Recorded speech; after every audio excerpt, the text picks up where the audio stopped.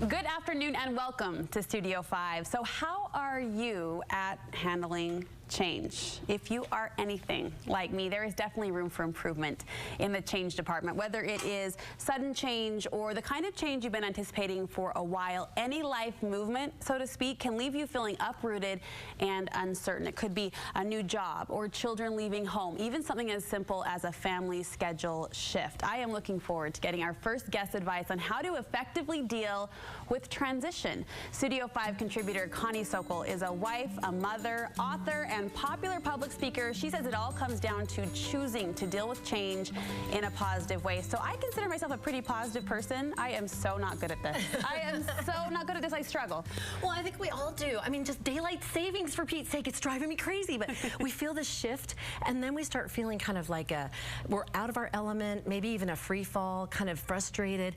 We're like walking through mud. We can't quite get a handle on what we used to be able to do so easily. It's that uncertainty. I think that word sums it up so well, at least for me. Let's start with the challenge of a personal change. So this is a transition that maybe you, as a woman, a wife, or a mother, you're up against yourself. That's right. And sometimes, you know, life experiences can be positive and negative for us to see ourselves in a different way, but that's a good thing, because anytime that we reevaluate, we realize we've been kind of using skills all the way along that maybe we don't need anymore, or personality traits that aren't working for us anymore. And that's what a life experience does. It makes us see things differently. I just recently finished this 6-month program that was based on my book, Faithful, Fit, and Fabulous. And this one woman had come, and she told me, before I came, I just couldn't see myself. And then when she did, we did the Create a Life Plan class. And she said, for the first time, you had me close my eyes and visualize. And she said, I actually saw who I really was. And then she wrote down, I am a loving, spiritual, beautiful, charitable woman. And that just was being a catalyst for her. Now she's lost over 40 pounds, way to go, and still losing, and she's confident and become a health coach, and now she's knowing who I am and moving forward and being that. So do you feel the unrest a lot of women experience when it comes to change or transition comes down to maybe a little squishy moment of I'm not quite sure who I am or where I'm going? And I think that's the key. The absolute is to go back to know who you are, your true identity, and be clear about that you are a beautiful, contributing woman, wife, and mother, whatever your roles are right now. And always remember, no matter what role that you're fulfilling, you are always a woman first, with that spark of divinity and wonder within you that we just forget, and it gets kind of suppressed in the daily shuffle and grind. Which I think perfectly explains this trip, if you want to call it that, because women get to a certain point in their life and they think they probably have that figured out, or they hope they do, and they do, but it's that keyword reminder. We need to remind ourselves. Absolutely, and that's what friends do. That's what life experiences do. If we're listening, and we won't shove it away or be afraid of it, if we'll embrace it and put it on a chair and say, you know what? What's that trying to tell me? What's that teaching me? Oh, that's so powerful. And the positive attitude, again, really comes into play. I remember we were experiencing a lot of change here at Studio 5 at work, and I was talking to Lauren Oviette in the dressing room, and she said, I love change. I absolutely love it. I look for it, I seek it out, and her positive, confident attitude kind of lifted me up during that moment of uncertainty. That is perfect, because that's exactly what it is. That thing we fear most actually becomes our ally, and it makes us dig deep and become stronger. Talk to me about the changes that sometimes occur during marriage. I mentioned kids leaving home. That can be a real bump in the road for a lot of solid couples. Well, and for marriage, even in and of itself, I mean, it cracks me up. I call it the survival stage, the first 7 to 10 years, where you're just going through the, you know, throes of childbearing. And then the next phase is, who are you again? You know, just like, okay, we're now navigating differently. Somebody explained it to me beautifully years ago, I think.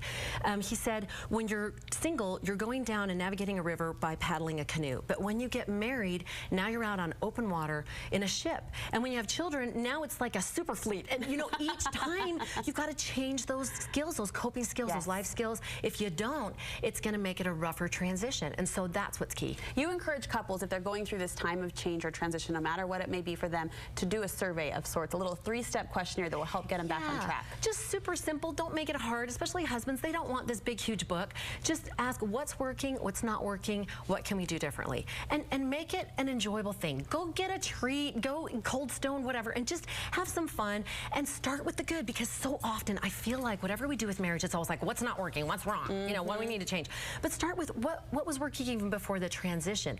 The perspectives and the kindnesses and the routines. What did we do that was working? So identify those things first. A friend of mine, they have a couple in their neighborhood that goes and gets a drink every night at the same time. This couple, it's like religious. Every night. It's every night, and sacred time. That's our sacred time. I'm like, I do not know how they do that, but they do it. Yeah. And like my husband and I, we've always done overnighters at the Marriott. It is our second home. You are so good at doing this. It has saved our marriage because it's made us remember how to be a husband and a wife and laugh and talk and hold hands.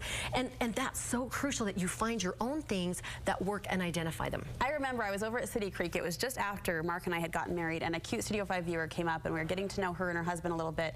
And she said, she was talking about, oh, congratulations on getting married and being so kind that way. And then she said, we're trying to learn how to do this again. And I said, what? And she said, my husband and I, we're trying to learn how to do this again. And went on to say that kids had left home and they were kind of back in the groove as a couple. And she said, we're trying to remember the newlywed without kids stage and trying to get better at doing it again. I thought that was really cute. Yes. I love that she was so astute to realize that they had lost that kind of skill, got a little worn, and needed to rejuvenate that again. Yes, that is so key. What about kids, Connie? Because when kids go through change, it's hard enough for them, but then mom has to stand back, dad has to stand back and watch this happen. And it's just as hard, I think, for the observer. Yes, and I think, and moms tend to take it so personally too. And I think with these transitions happen, it's good to ask a few things. Like, first of all, is it a positive transition? Sometimes we feel this pressure from society that we have to respond a certain way. Like when my son went to college and people were like, oh, are you so sad? And I was like, are you kidding? I'm so excited. He has Asperger's and he's able to go to college, and we've trained him and worked with him for years. You were doing toe touches. Yes, we were like, woohoo. And yet, you know, like someone, their child goes off to kindergarten. If you're happy, be happy. If you're sad, be sad. It's okay. But is this a positive? Then if you've worked for it, celebrate it. Be happy about it. Yes, you'll feel some sadness, but there's such joy. It's a good thing. And then if it's a negative transition, if it's one you didn't want, if it's one that is you don't have control over, acknowledge that. Say, I don't like this. This is something that's really frustrating to me. And how can we navigate this in a positive way? A friend of mine shared that her son had just gone into rehab, and it was devastating. But I was so impressed with the way that they went through it. They were clear, they were objective, they were loving, they were seeking to understand, and they were firm on what needed to happen. And with all of that approach, they did everything that was the absolute best for that situation. They had absolute peace, and it just was woven through that experience. Instead of this guilt and mental breakdown and all kinds of things, they were able to work themselves through that. We're going to encourage people to remember this conversation, and in times of change, maybe go back, dial it back up and listen, because I think just hearing your soothing, peaceful approach to it is very encouraging. I'll need it myself. Thank you. Thank you so much. We're approaching Easter, which brings to mind one of my favorite books, honestly, that I've read, that you wrote, was 40 Days with the Savior, and that's available now. Yes, I love this book. It hit #1 on Amazon last year when it debuted. I was so happy because people of all religions have enjoyed it. And it's just character traits about Jesus Christ helping you prepare for Easter, and it's a daily devotional. And what we're doing is if you purchase the print book today, you get the free ebook, and then we do partial proceeds to House of Hope. I get chills just thinking about it. I will pick it up again this year because it was quite an experience, and it was your personal journey as you kind of went down this road. And likening it to being a woman, wife, and mother in life. Awesome. Connie, thank you so much. All right.